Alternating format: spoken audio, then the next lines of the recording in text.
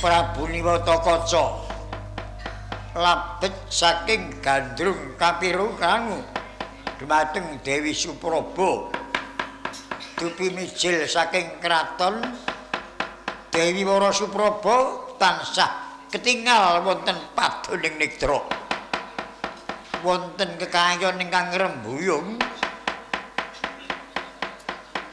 pamanggihipun Niwatakaca punika Bathari Supraba kepareng lajeng kendel den ngungrum. Oh, diajeng Wara Supraba. Antara suwe nggonku nganti-anti tekanmu. Wadiku di tak mban pekeh tak mban ujung. Yam-yam tilam prajiwatan pagulingan boyo merah boyo enten tak remak dadi ndika wong kuning adinipun kakang sapa duwe bojo ayu sun pangku malang gelunganing embanan katon jonggrong-jonggrong Sari pujo kudupe kembang cepaka ndak lelaga tresnamu saya ketara wong ayu cilup bah rontok ronipun kekayon sak prangkul gedene awit kenging daya dayane Aji Asmara Gama kagiat ing penggalih Niwatakaca nalarira kan katangan ono ora dalah wah keterangane kekayon iki ndak arani Bathari Supraba tak ngungrum rontok godhonge karek uwit gabak kaya jati ngarang yo tak bacune laguku kudu tekan kayangan Bathari Supraba ora diparingke kayangan obrak-abrik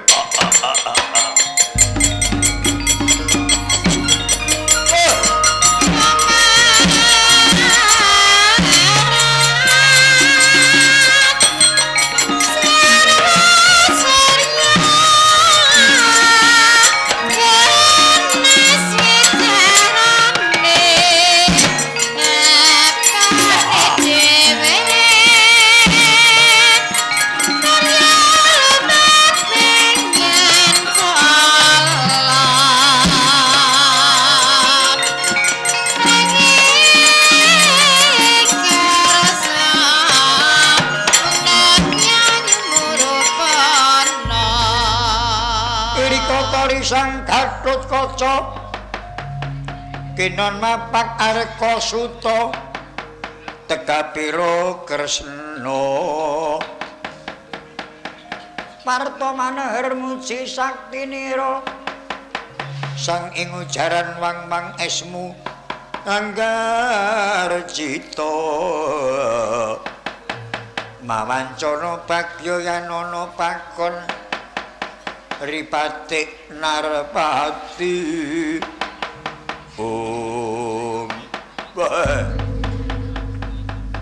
ana satriya mencorong prabane sapa satriya Pringgondani Gatotkaca ya dasar nyata kowe sapa Narendra Manik Ngemohi Mantaka Prabu Niwatakaca teka ngarepanku arep apa kowe weruh sing jenenge Arjuna arep tak pateni mergo wani dadi serayaning dewa kalengono gobokmu Arjuna iku pepundhenku bapa pamanku kowe isih cendhenge apa babamu karepmu kelakon kowe pinanggih Paman Janaka. Nanging kowe kudu bisa nglangkahi bangkene Gatotkaca. Wah! Kapara ngarsa aku tak untal malang mongso dadi slilit.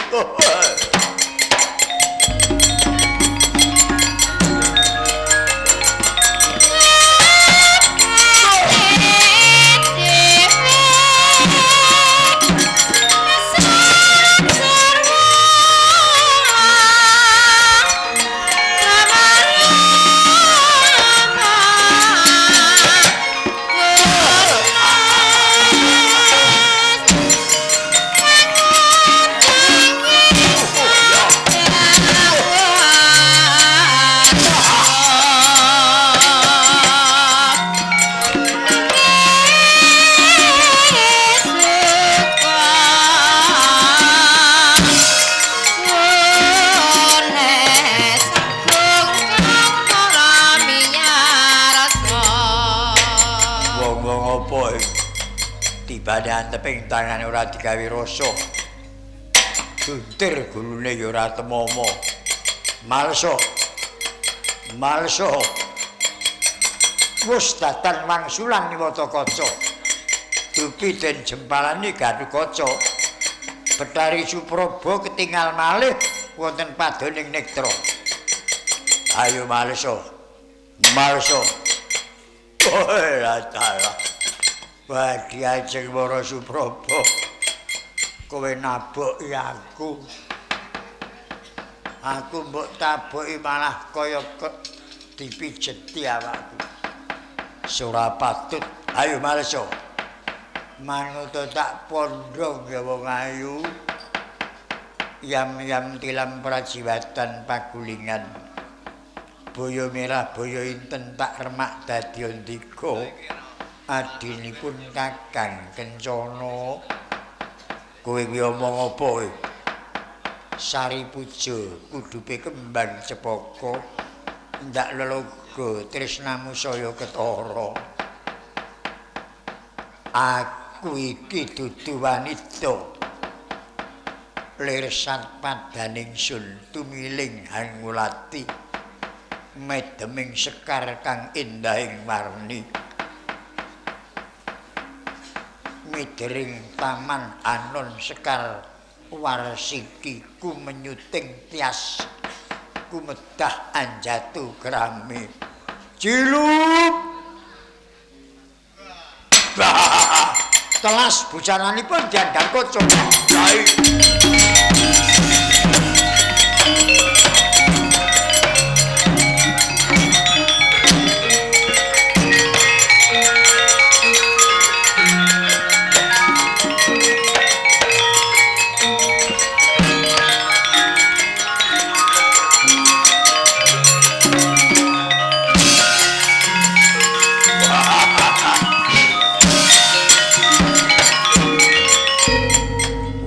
Patut butuh apa dibani tangan ora digawe rasa. Malsa. Oh Supraba. Manut tak pondhong ya wong ayu. Yam siang. Yam tilam prajiwatan pagulingan. Boyo merah boyo inten tak remuk. Dadi ndika ya wong kuning. Kowe kuwi omong apa? Manut tak pondhong wong ayu. Ciluk bak wah blai.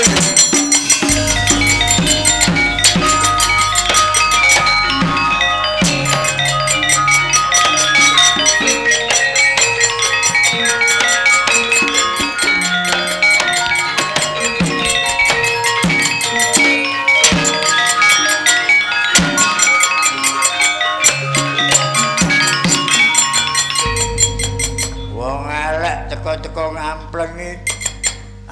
Ora kamar-kamar ora. Temong ayo Malsa. Yam tilam prajiwatan blai. Wuda tenan aku iki mengko blai.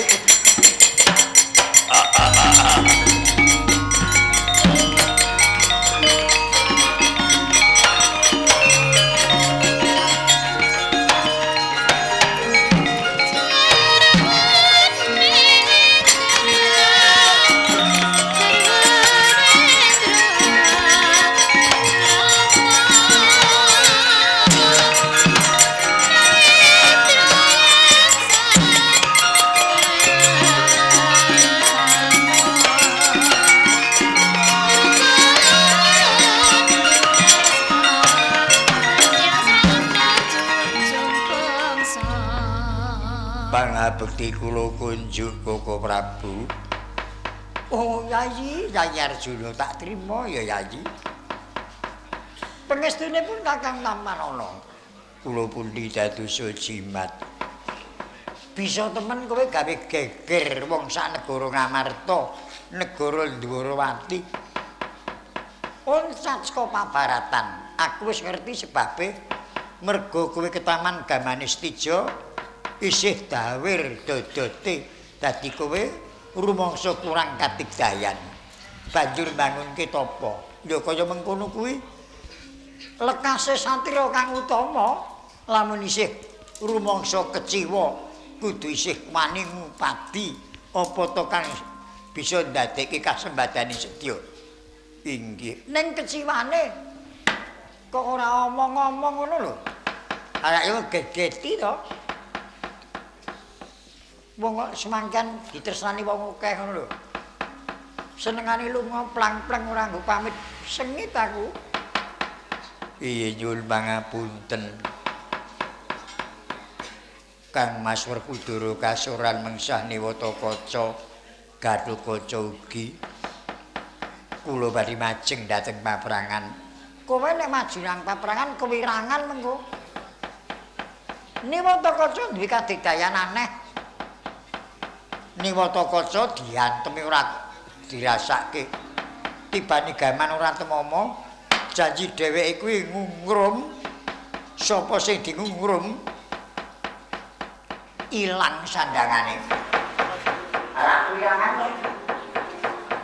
Werkudara semono uga, Gatotkaca semono uga. Kula dereng nek akeh diam-diam siap. Lah iki aku ora ngono sedo kaki-kaki. Saya yang kono kebari kulo Prabu. Kero.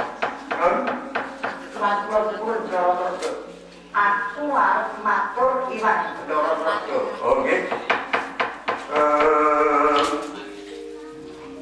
Nalika kang kangen seseke ngono magawe gelar wah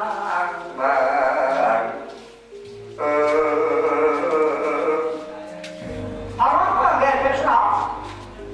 Tadi sudah punya pun. Niwatakaca kadigdayanipun boten kenging swawa. Sinten dipun mungkur Niwatakaca? Tentu busaranipun ical.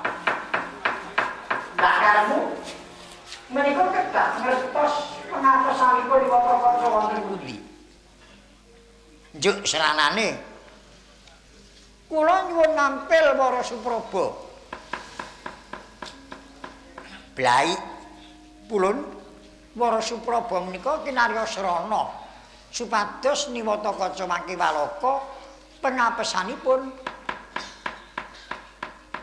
Supraba dipun awat-awati Dimas Arjuna. Arjuna matek panglemunan. Piyambakipun rak mesti mboten ngertos. Ya, nanging Supraba Janaka kedah ngagem busana sedasa pengadeg. Dados sampun ngantos kewirangan. Ya, ulun wis ngerti. Wis ngerti ulun kang dadi kekarepan kita. Nah, mila yen mekaten kula nyuwun ngampil Sang Bathari Supraba. Ya, ulun ning bakal nyumektake. Rem-rem kembang bobong sari mulat.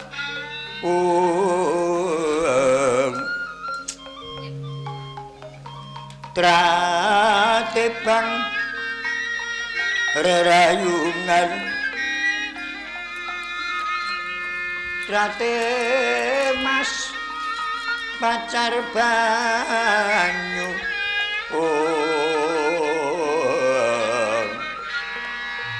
sekar kadung sekaring taman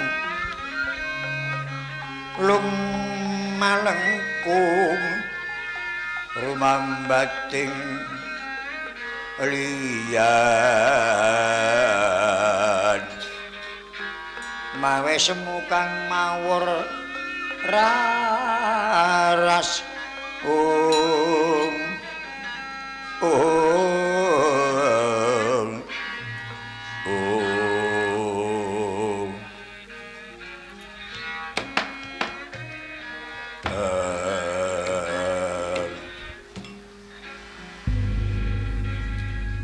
wonten pangendika ing adhawuh Pukulun Putulun Bathara Kresna ingkang bakal paring dawuh marang kita.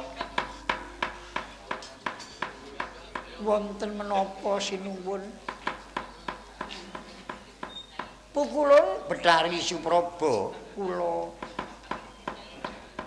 kula gadah penuwun panjenengan keparenga ugi wani mrastu ambek angkara ingkang badhe dados ertuning jagat. Menawi kula saged nglampahi tentu badhe kula sentikani. Kula nemtoken yen pan saged. Nimanta kaca digaya Sti Mandraguna. Panjenengan kedah saged miluta memalatsih memanuhara supados Niwata Kaca waleh papan pengapesanipun. Yen ngaten kedah kula celak kaliyan Niwata Kaca, mongko kula gila mboten perlu watos. Dipun awat-awati Arjuna. Arjuna nanging mangke matek panglemunan murid. Niwata Kaca mboten sumurep Arjuna. Nanging penan kedah ngagem busana rangkep sedasa. Janaka rangkep sedasa. Kula muni nggih. Ngertos nggih pikajengan kula? Inggih. Nah, yen mekaten lajeng dipun tindakaken.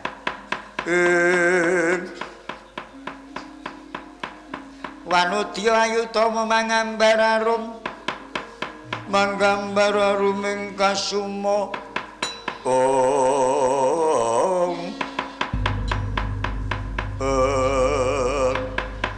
wis garengal tumandanga. Inggih monggo kula dherekaken. Kula ugi sampun sumekta ngangge busana rangkep sedasa. Kula nuwun inggih Raden nyuwun pangestu Pukulun. Ya sing ati-ati ya Suprapa.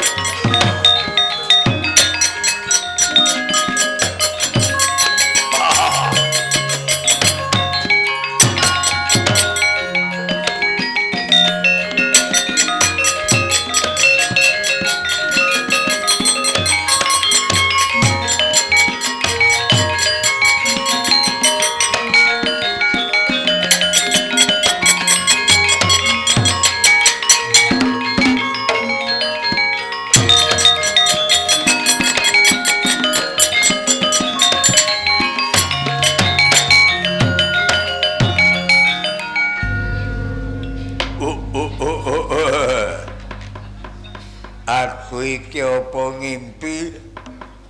Apa iki ana ngalam kasunyatan? Upamane aku ngimpi, wong aku ki ora gek turu. Nek aku iki ana ngalam kasunyatan kok mukal. Jajal lo becik bener luput. Tak tanggapane. Apa kowe iki Wara Supraba? Jagat. Menapa sinuwun kesupen kaliyan kula? Wara Supraba tenan. Inggih. Wah, dalah. Wah. Bujleng-bujlengane. Dadi aku ora ngimpi. Mboten nyumpena malah wonten alam kasunyatan. Ah, syukur.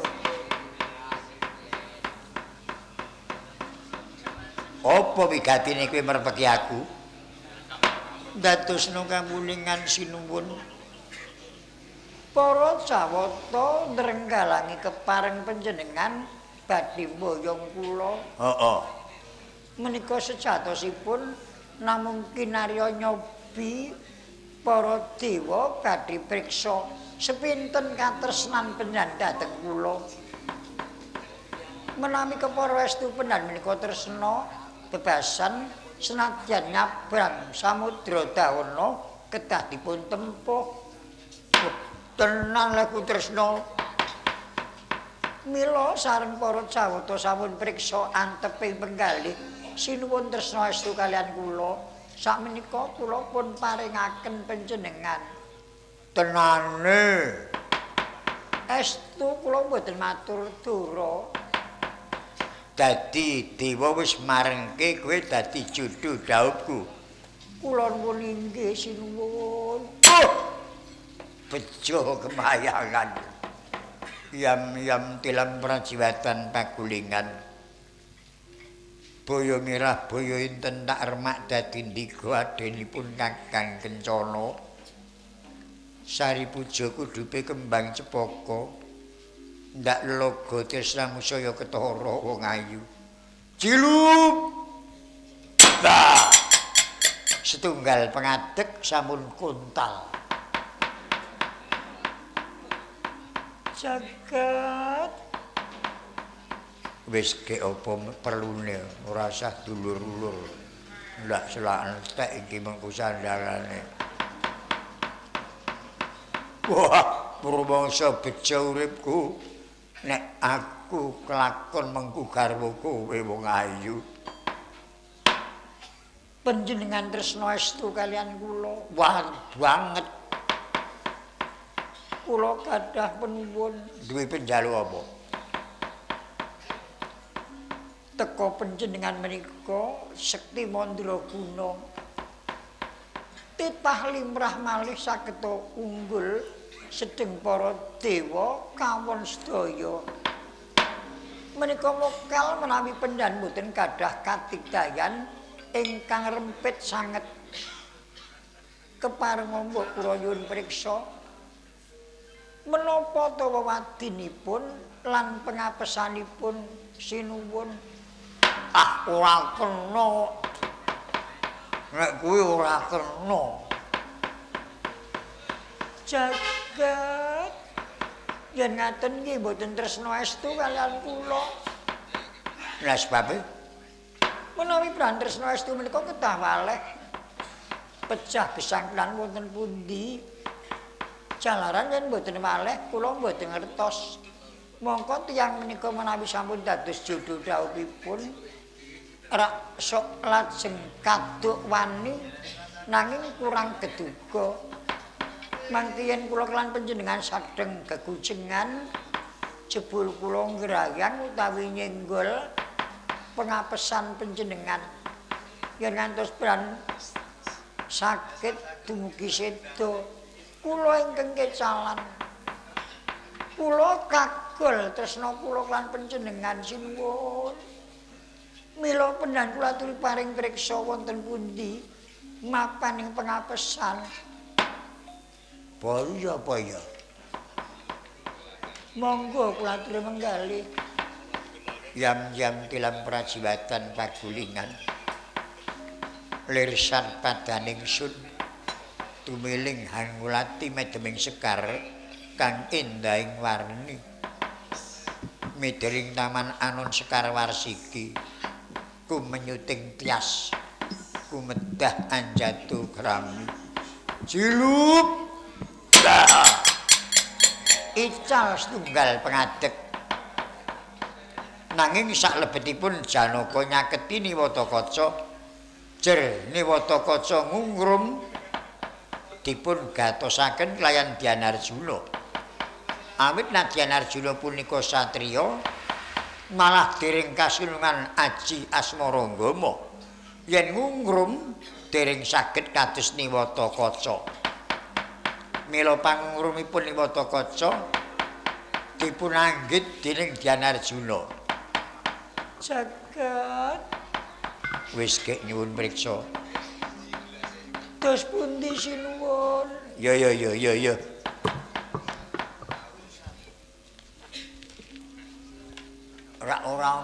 kaya iki. Mboten wonten. Anane ming kowe. Inggih. Kuwi ya ana ning do ngantuk. Upang aku omong do ora krungu. Ha wis kaya ngono kuwi anggere wis wareg. Tak entekane yo Pak Klipuk. Tak jarwani paturipku iku ana cethak papane. Ingkang mencorong iku jenenge Aji Gineng. Wonten cethak. Iya.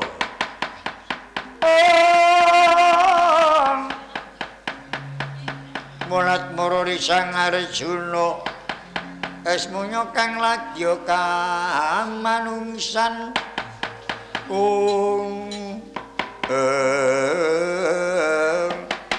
Dupi Dyan Arjuna Wustirwaca denya midhangetaken Aglis Bathari Supraba dipun saut dening Dyan Arjuna kabekta lumajar.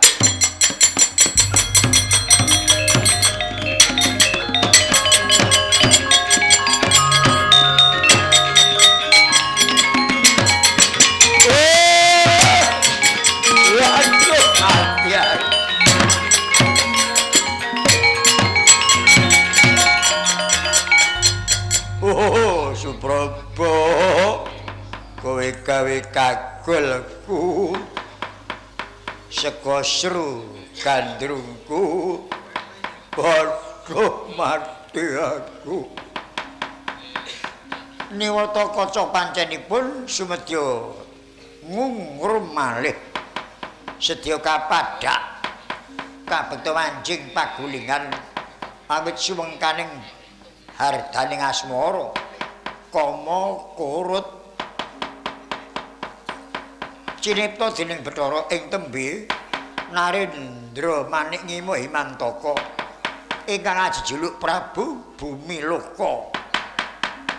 Inggih kadadosan punika dumadosipun ing ngeting mantian gregah wungune wata kaca. Lengang ndriya mangun mangungkung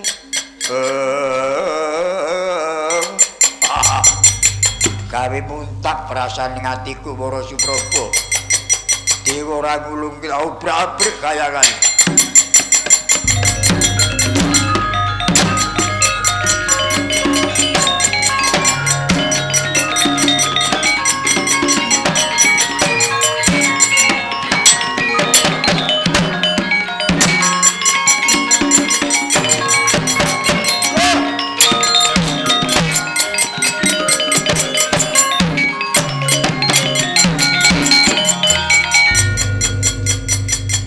Sapa? Ya aku Panengah Pandhawa Arjuna. Oh, iki kalingane sing jenenge Arjuna. Ya dasar nyoto. Tak jaluk Supraba. Tak ulungke nek wis gemblundung mestakaku. Oh, buntal malang.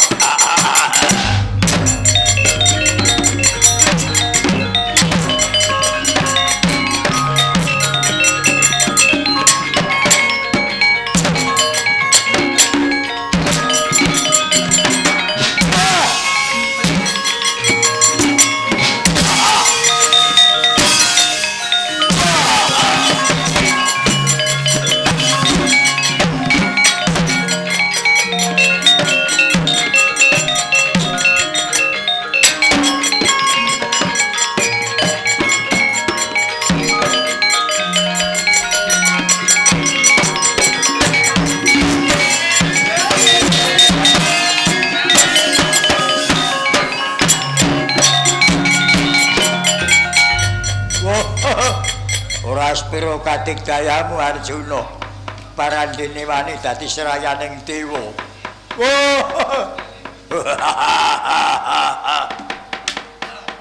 Dyan Arjuna dawah kalenggak. Sejatosipun boten menapa-menapa nanging sengadi datanenget Purwoduksina. Sejatosipun namung badhe migatosaken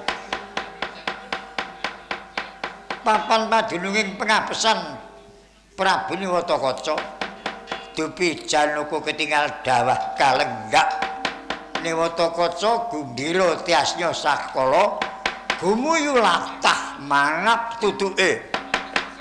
Mencorong aji gining wonten cethak kebat kaya kilat kesit pindha radit. Dyang Arjuna nyandak gendhewa sinartan Kyai Pasopati saha pinaringan mantram sakti. Gumerot swaraning kendheng gendhewa jumepret lumupasing jemparing tumanduk tutuknya Niwatakaca. Pinesti ngoyang ayo Baskara Titi mangsa dupi haji gining ingkang ketaman Pasopati sirna mergalayu Niwatakaca ambruk wandane kaya rubuhing gunung jugruk.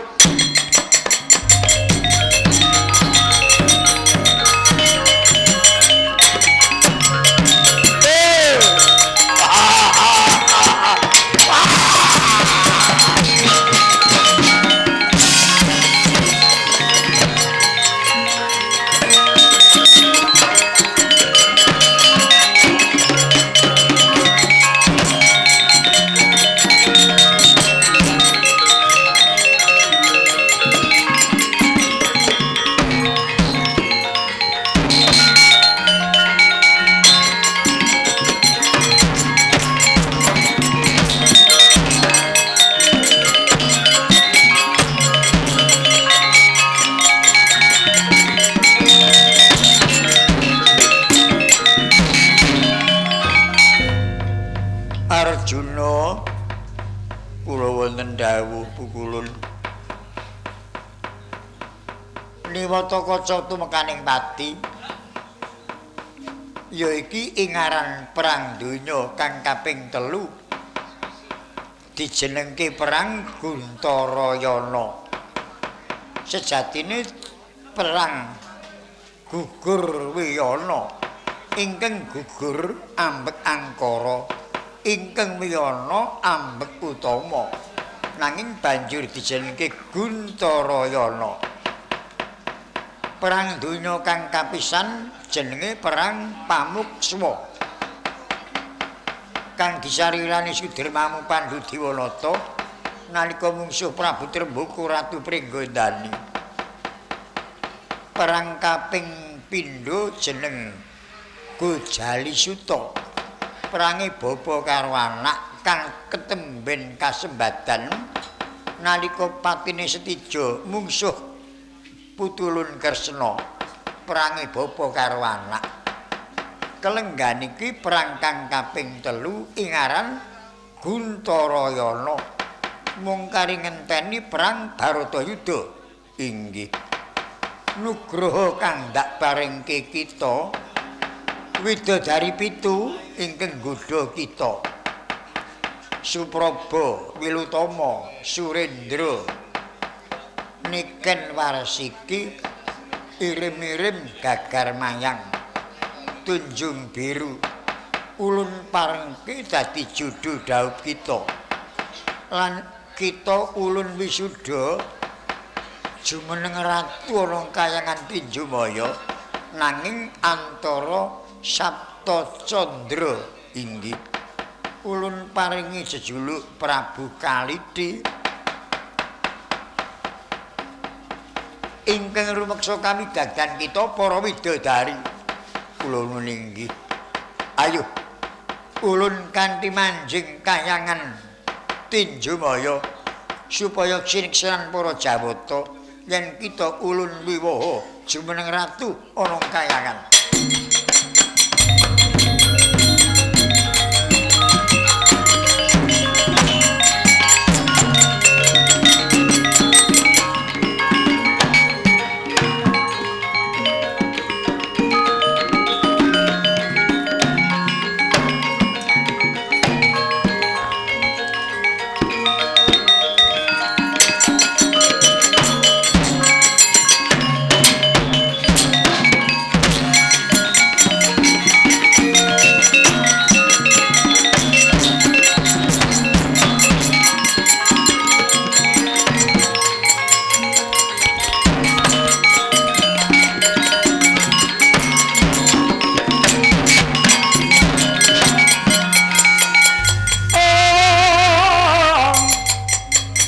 Adik Bima kena suyaka Sudibya sawara umbul kadanira